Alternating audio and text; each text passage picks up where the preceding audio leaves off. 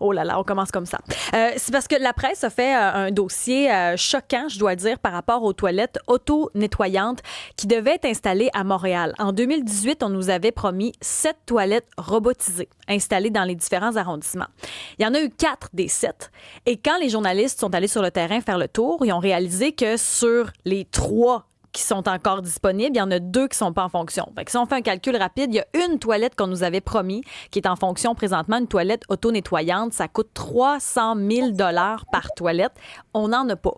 On n'en a pas. Il en manque sur la métropole. La STM, qui avait essayé son projet pilote à la station Snowden, finalement abandonne. On se rend compte que pour une grande ville comme Montréal, ça n'a pas de bon sens. On regarde, si on se compare aux autres villes, par exemple, au Canada, là, on a 18 toilettes par 100 000 habitants. Aux États-Unis, ils sont pires. Eux autres, c'est 8 toilettes pour 100 000 habitants. Alors qu'en Islande, 56 pour 100 000. On s'entend qu'il y a une méchante différence. En Islande, c'est vrai qu'ils sont moins. Par contre, quand les touristes arrivent, ils sont capables de se soulager. C'est quoi l'impact? Parce qu'on peut rigoler de ça, haha, les toilettes publiques, mais quand même, il y a des enjeux de santé. Avec nous, Michael Bensoussan, qui est chef du service gastro-entérologie à l'hôpital Charles-Lemoine. Quand on pense à l'absence ou le manque de toilettes publiques, c'est quoi les enjeux de santé? Parce que ça peut avoir l'air rigolo, le lu comme ça, mais ce n'est pas pantoute.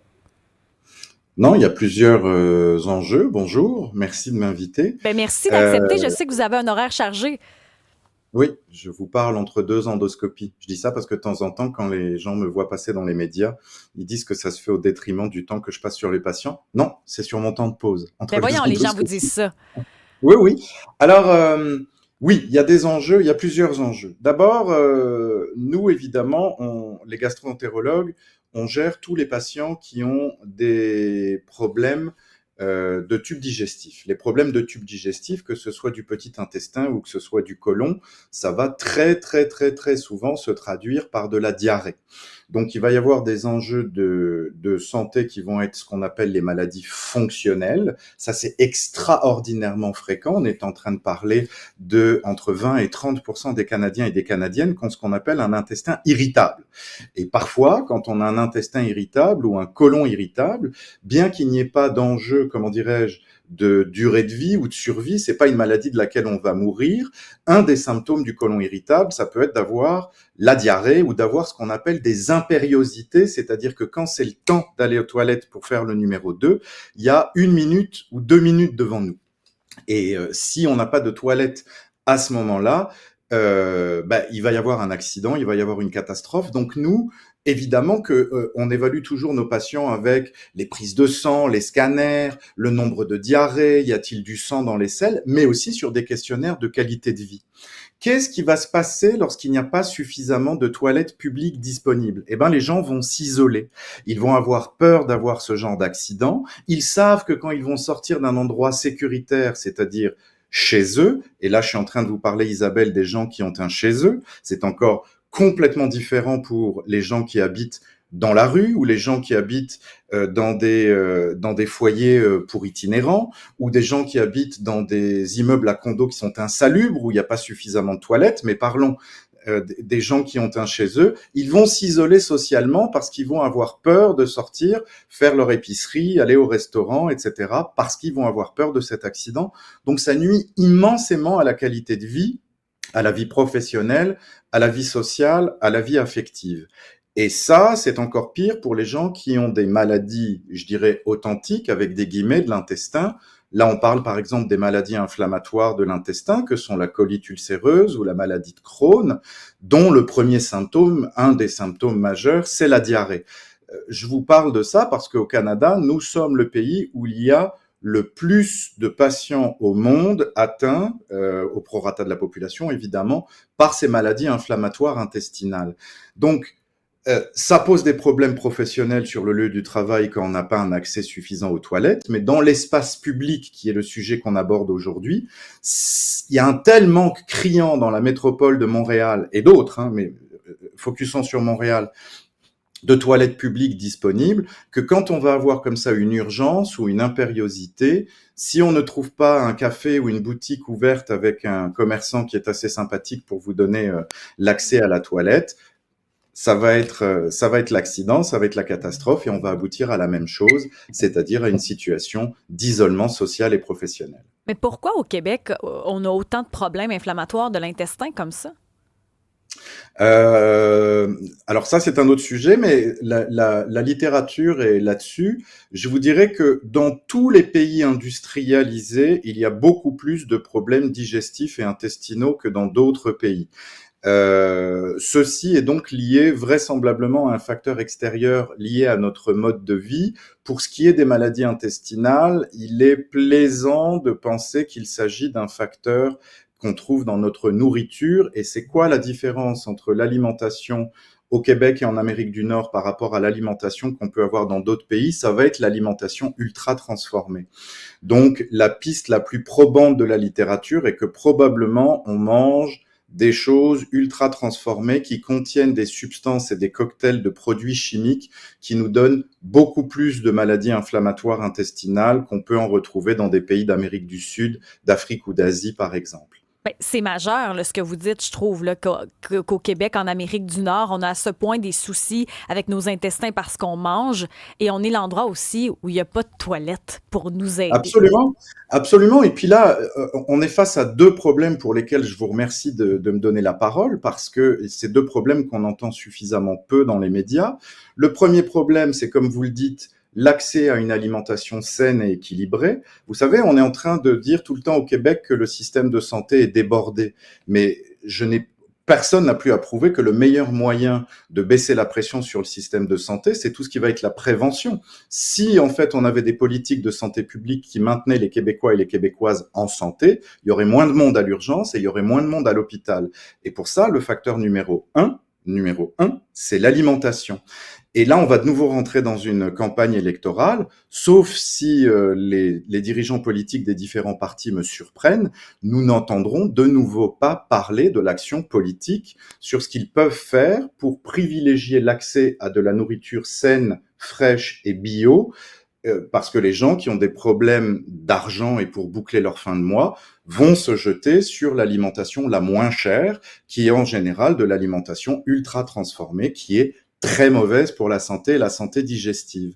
Ça, c'est le premier problème. Et le deuxième problème, c'est le tabou du numéro 2.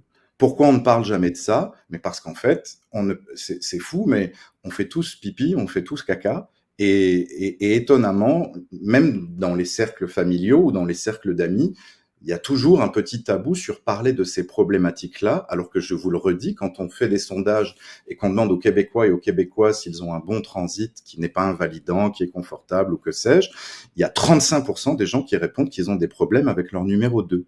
Alors ça, nous, les gastro-entérologues, on est en première ligne, on le voit tout le temps, mais on en parle très peu finalement dans les médias parce qu'il y a un tabou là-dessus. Les gens sont gênés, là. C'est comme si moi, quand j'étais jeune, ben, les femmes font pas caca. On est gêné si on va à la salle de bain, ça sent pas bon. Les odeurs, ça a laissé une trace dans le bol, si je le dis comme ça en bon québécois. Il y a vraiment, on n'est pas capable d'en parler. Même là, je suis sûre qu'on dit caca, pipi, puis il y a des gens qui rient dans l'auto. Là. Il y a quelque chose avec ça. Alors, absolument. Alors, je dis on dit qu'on n'en parle pas, mais pour l'anecdote, vous le savez probablement, Isabelle, quand on se demande le matin comment ça va, en fait, ça vient du vieux français moyenâgeux où, en fait, quand les médecins allaient s'enquérir de la santé des patients et qu'ils n'avaient pas de radio, de scanner ou que sais-je, on demandait comment ça va, c'était pour dire comment allez-vous à la toilette, parce que la santé digestive est tellement représentative de la santé globale que quand les gens répondaient qu'ils allaient bien à la toilette, ça voulait dire qu'ils allaient bien. Donc en fait, tous les matins quand vous demandez à vos collaborateurs comment allez-vous,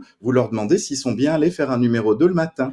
Et Hey, si vous répondez ça va bien, c'est que leur santé va bien parce qu'ils sont allés à la toilette correctement. ça, c'est intéressant. Jean-François, la mise en onde, est-ce que ça va? Oui, oui, je suis très confortable Parfait. et en santé. Ça me rassure. Je travaille avec une équipe en santé. Non, mais c'est important. Il faut travailler sur des bases solides. Mais quand même, est-ce que ça pourrait être une raison pour laquelle nos politiciens ne font rien? Parce que, je veux dire, nous, on essaie de contacter l'STM, ne veulent pas parler. La Ville de Montréal veut pas parler. Il y a personne qui veut parler. Tourisme Montréal a parlé à un journal, mais là, ils veulent plus parler. Est-ce que c'est pour ça qu'on fait rien? Parce que, entre autres, c'est tabou et pas sexy dans une campagne électorale? Moi, j'ai l'impression qu'ils font rien pour plusieurs raisons. D'abord parce que ça coûte cher et qu'ils veulent mettre leurs argent ailleurs. Et puis bon, la politique de la ville de Montréal est probablement ailleurs, mais comme vous le savez, ils mettent surtout leurs priorités, peut-être, je sais pas moi, sur le verdissement, les pistes cyclables, et qu'il reste moins d'argent pour d'autres problèmes. Mais aussi parce que, on l'a déjà évoqué pendant l'entrevue, on est en train aussi de parler des personnes itinérantes. Les toilettes publiques, ça va quand même être beaucoup l'accès à un niveau de salubrité acceptable pour les gens qui n'ont pas de domicile ou qui n'ont pas accès de manière plus globale à des toilettes propres et sécuritaires. Sauf que quand on met ça à disposition des gens qui vivent dans la rue, ça pose des problèmes parce qu'il va y avoir certainement des gens qui vont aller faire de la drogue à l'intérieur de ces toilettes, parfois y passer la nuit ou parfois faire d'autres activités peu recommandables. Donc ça pose aussi des problèmes de salubrité sur lesquels la ville de Montréal devrait certainement engager du personnel pour surveiller, réparer ou maintenir toujours un niveau d'hygiène acceptable dans ces toilettes-là. Donc c'est un budget qui ne me paraît pas prioritaire pour la municipalité. Parce qu'on parle de quelque chose des communautés urbaines, là, ça dépend pas du provincial et encore moins du fédéral. Donc, oui, on est sur un problème culturel. C'est pour ça que c'est important d'en parler, pour attirer l'attention sur les politiques, y compris de gauche, que prendre soin de son prochain et prendre soin des gens qui sont dans le besoin et dans la misère, eh ben, c'est aussi leur proposer un accès sain et sécuritaire à des toilettes disponibles et propres. Puis c'est intéressant que vous en parliez parce que c'est beaucoup ce qui revient aussi sur la messagerie texte au 187 Cube Radio, puis on le lit beaucoup. Oui, mais les toilettes, c'est pas sécuritaire. Il y en a quelques-uns qui nous ont répondu, qui ont répondu à Florence, la recherchiste, qui disait « Mais c'est pas sécuritaire. On a eu des sans-abri qui sont allés dans les toilettes, ça devenait insalubre. » Mais ce que j'entends quand même dans votre discours, c'est ben, si on met quelqu'un pour sécuriser la place, si on contrôle les lieux, ben ça peut le devenir sécuritaire. Puis on peut peut-être même permettre aux sans-abri aussi de leur donner des outils. Moi, j'ai déjà vu un restaurateur en Estrie, quand il n'y avait pas de clients, à midi, par exemple, il faisait entrer un ou deux itinérants sans-abri qui avaient besoin d'aller aux toilettes, puis il mettait des règles claires, tu sais, pas de drogue ici, pas de ci, mais si vous avez besoin, vous pouvez utiliser les toilettes. Puis il y avait un échange très cordial, puis quand il n'y avait pas de débordement, il pouvait revenir. Puis s'il y avait débordement, ben, il disait, mais je ne pourrais plus vous faire entrer, vous voyez. Puis il y avait une éducation qui se faisait, puis il n'y avait aucun débordement avec la communication avec ces personnes-là sans-abri. Exactement. Et alors peut-être que quand on fait de la sensibilisation comme on est en train de le faire, je suis persuadé qu'il y a un certain nombre de commerçants qui nous écoutent et probablement que sensibiliser à ces problématiques-là peut, comme vous le disiez, sur le modèle de ce qui se passe, de ce que vous aviez entendu en Estrie, sensibiliser les gens du centre-ville de Montréal à parfois proposer un accès comme ça aux toilettes pour les gens qui en ont besoin, parce que c'est un problème de santé publique. C'est pas pour rien qu'il y a une journée mondiale de sensibilisation à l'accès à la toilette, qui est le 19 novembre, me semble-t-il, et qui est une journée mondiale qui a été promue par l'OMS, donc par l'ONU. Parce que c'est sûr que là, on parle des problèmes à Montréal, mais vous imaginez bien que dans d'autres pays, parce que c'est pas encore le cas au Québec, le manque d'accès aux toilettes fait que les gens vont faire leurs besoins n'importe où, partout. Et quand on a des systèmes d'égouts qui ne sont pas efficients, ce genre de fonctionnement de société, ailleurs dans le monde qu'au Québec, provoque tout simplement des épidémies. Parce que ce manque de salubrité-là, est aussi un moyen de transmission d'épidémies qui peuvent être parfois mortelles. C'est comme ça que se répandent les épidémies d'Escherichia coli, de choléra, etc., par un manque d'hygiène. Donc, si on fait un peu big picture au niveau mondial, l'accès à la toilette devrait être un besoin humain primordial qui doit être répondu, comme l'accès à l'eau potable, l'accès à une alimentation, un toit sur la tête et l'accès à l'électricité. C'est un besoin vital. J'espère que tous les dirigeants vont entendre votre discours parce qu'on part de la base, finalement, pour enrayer des pandémies mondiales. Là. C'est vraiment ça. Ouais. Michael Bensoussan, je vous laisse aller parce que je voudrais pas qu'on dise qu'on engorge le système. Là. Chef du service de gastro-entérologie à l'hôpital Charles-Lemoine. Quelle pertinence. Merci de votre temps. Merci de prendre la parole aussi parce que c'est pas tout le monde qui veut parler de ce sujet-là, mais je pense que vous faites vraiment œuvre utile, comme on dit dans le jargon. Merci à vous, Madame Perron. Rebecca Pétrin, directrice générale d'Eau Secours, qui est pour la protection, la gestion de l'eau aussi, est avec nous pour réagir sur le dossier où les toilettes publiques manquent à Montréal, mais je dirais même dans les autres villes aussi. On n'a qu'à penser quand il y a des gros festivals où on essaie d'avoir accès à des toilettes. Il y a différentes toilettes temporaires, là, mais souvent, c'est pas suffisant. Il y a des longues files. Certains vont aller dans les restaurateurs. On pense à Grande Allée, par exemple, à Québec. Là, on veut essayer d'avoir des toilettes sur Grande Allée dans les restaurants, mais eux autres veulent pas se faire achaler. Donc, tu peux pas y aller. Tu es pris avec tes besoins. On dit qu'il y a des personnes vulnérables, les aînés, les enfants, mais est-ce qu'une femme est dans sa semaine? Elle est menstruée à ce moment-là, elle doit avoir recours à des toilettes. Tu as une envie pressante, il y a une diarrhée subite, ça peut arriver, mais là, tu n'as pas accès aux toilettes. Rebecca Pétrin, comment vous vivez avec la situation? Parce que vous clamez haut et fort plus de toilettes publiques, mais j'ai l'impression que le message n'est pas entendu. Exactement. Merci déjà, Isabelle, de l'invitation. Très pertinente aussi l'intervention du docteur précédemment. Là, il a abordé beaucoup de points justement qui rejoignent nos recommandations, nos revendications. Chez Au Secours, on a commencé à s'intéresser en fait à la Journée mondiale de la toilette parce qu'effectivement, il y a une personne sur deux sur la planète qui n'a pas accès à une toilette. Et là, on parle de même une toilette à la maison.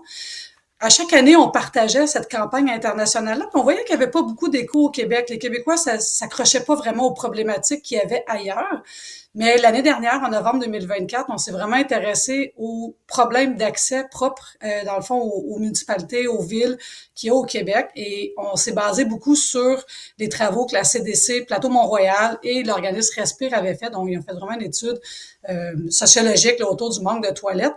Et on a trouvé des exemples vraiment frappants. Des populations aussi plus vulnérables, donc vous les avez nommées, des familles, les femmes, les travailleurs aussi, les gens qui travaillent à l'extérieur de bureaux, donc les chauffeurs de taxi, chauffeurs STM, tous les livreurs, les chauffeurs Uber et compagnie, tous ces gens-là, on les oublie.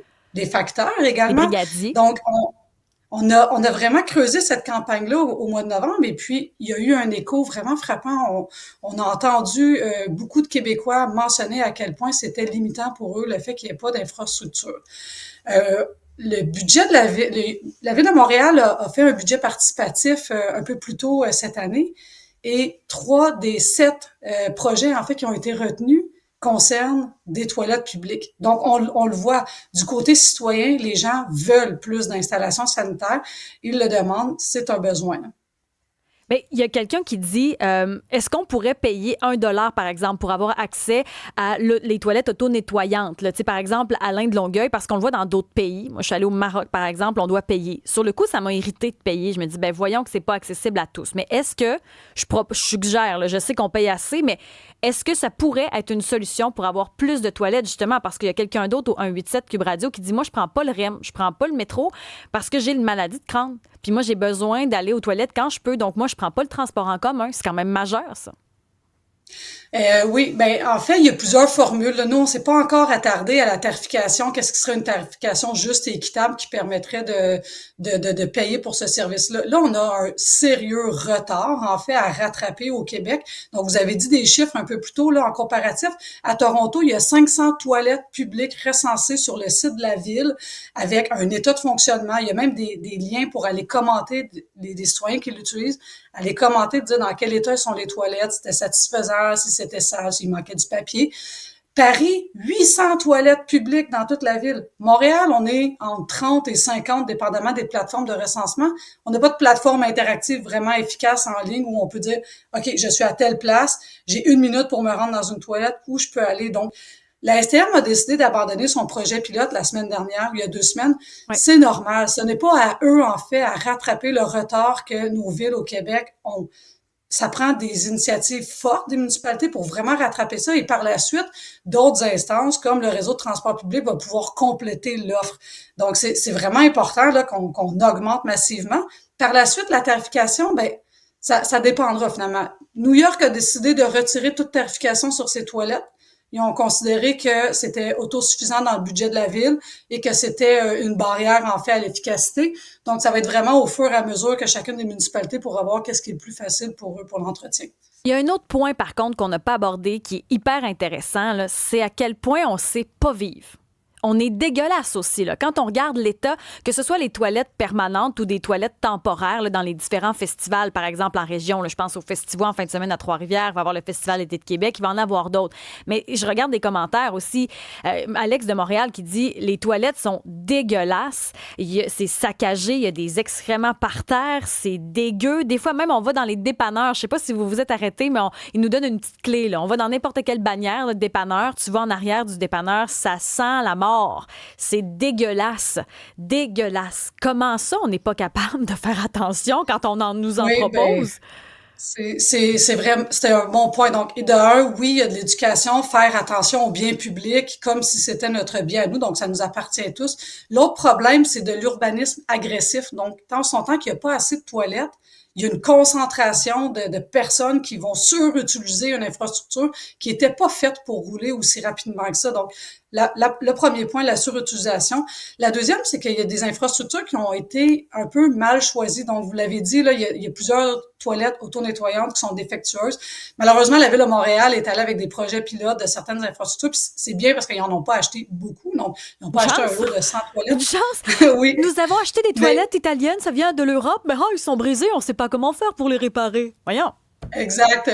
En fait, ces toilettes-là étaient mal isolées, donc ils n'ont pas survécu à l'hiver québécois. Donc il y a des... Attendez, révélation choc à Cube Radio. Attention, il y a des hivers au Québec. Oui. On n'a pas le même climat qu'en Europe. Ah ben. Fait qu'on a peut-être mal choisi nos toilettes auto-nettoyantes. Exact. Donc, parfois, on regarde beaucoup d'autres critères, puis on oublie en fait certaines choses. Donc, je sais qu'il y a des nouvelles commandes qui viennent avec des nouvelles infrastructures qui se voudraient être anti-vandalisme, donc vraiment avec des structures de béton qui se nettoient facilement pour les graffitis, qui sont faits beaucoup plus durables et qui sont isolés. Donc, on évolue un peu dans le choix de nos toilettes auto-nettoyantes, mais encore là, le budget doit suivre. Donc, c'est sûr que ça va se faire graduellement. Mais pour l'instant, la Ville de Montréal a quand même réagi rapidement là, à des demandes citoyennes en mettant justement des toilettes chimiques. Dans les festivals, je sais pas si vous vous souvenez quand que vous étiez jeune, mais moi, il n'y avait pas une offre aussi grande à l'époque qu'aujourd'hui. Donc maintenant, même si c'est pas toujours agréable d'aller dans une toilette chimique, c'est mieux qu'un buisson. Donc, il y a quand même beaucoup d'efforts qui sont mis là, par les organisateurs des festivals puis par des municipalités comme premier appel là, des toilettes chimiques. Les toilettes permanentes viendront un peu plus tard. Puis l'autre problème aussi qu'on rencontre en n'ayant pas assez de toilettes, c'est la convergence des utilisateurs. Donc, en ce moment, justement, les familles se retrouvent à la même place que les personnes itinérantes, qu'avec les travailleurs, parce qu'il y en a pas assez de toilettes. Quand on aura une offre répartie partout, dans tous les arrondissements, que les itinérants vont avoir des points d'eau, des tables pour s'asseoir, des toilettes, là où leurs lieux de rassemblement sont communs, ils n'auront plus besoin, en fait, de se déplacer pour aller dans les milieux qui sont peut-être plus familiaux, comme les parcs. Donc, c'est vraiment aussi à chacun son service, là où il en a besoin, pour éviter la surutilisation et la convergence des utilisateurs au même endroit. Ça, c'est un bon point que vous amenez là. Il n'y en a pas assez, donc tout le monde à la même place. C'est pour ça qu'on entend des fois des histoires de piqueries où il y a des gens qui nous disent on manque de... C'est pas sécuritaire, je veux pas aller dans cette toilette-là, alors que les sans-abri ont des besoins. Les gens qui vont marcher dans les parcs ont d'autres besoins, donc d'en avoir plus. Puis je veux saluer quand même Pompage Expert qui a répondu à Florence, la recherchiste de l'émission, pour parler de la malpropreté de certaines personnes. Les autres, ce qu'ils disent, c'est que parfois, quand ils arrivent pour aller chercher l'équipement dans un festival, par exemple, il y a des gens qui ont brûlé les toilettes. Ça a été vandalisé, viré à l'envers. Il y a des gens qui volent des morceaux aussi de toilettes chimiques. Ça n'a pas de bon sens, ça non plus. Ça nous aide pas à en avoir plus, disons, sur les lieux parce qu'il y a des coûts associés à ça. Là. Oui, effectivement. Puis c'est pour ça qu'on essaie de développer des modèles auto-nettoyants qui sont vraiment conçus là, en béton, anti-vandale. Puis c'est pas la majorité des gens, mais malheureusement, ceux qui laissent des marques, c'est la minorité, en fait, qui ont pas à cœur l'entretien du bien commun. Mais faut pas que ça nous décourage. Faut qu'on continue, en fait, à promouvoir ces accès-là puis à les augmenter de plus en plus. Donc, on le voit que les citoyens en ont besoin. Oui? Bien, rapidement, en terminant, là, est-ce que vous voyez amélioration? Parce qu'on dirait que moi, je vois tout ça puis je suis découragée, mais est-ce que vous, parce que ça fait quelques années que vous travaillez avec Au Secours, Rebecca Pétrin, est-ce que vous voyez une amélioration, meilleure ouverture? Est-ce qu'on est encouragé pour l'avenir? On voit une amélioration sur des infrastructures temporaires, mais la campagne électorale municipale s'en vient à l'automne. J'invite tous les citoyens à aller rencontrer leurs candidats en élection et leur dire en fait que les infrastructures municipales, c'est important. Donc tout ce qui est sanitaire, des fontaines d'eau, des toilettes publiques, des jeux d'eau, des piscines pour en temps de canicule. Donc le bien public, il faut qu'on en fasse la promotion. Il faut qu'on le demande en fait à nos élus. Donc je laisse cette balle dans les mains des citoyens. Rebecca Pétrin, directrice générale d'Eau Secours, merci beaucoup pour votre temps aujourd'hui, vos lumières aussi, puis on va pas lâcher ce dossier-là parce que ça a l'air banal des toilettes publiques, mais c'est la base finalement de tout. Dans les prochaines minutes, il y a un jeune homme de 20 ans qui a réussi à épargner déjà 57 000 $ il y a 20 ans. 57 000 de côté. Comment est-ce possible? Bougez pas.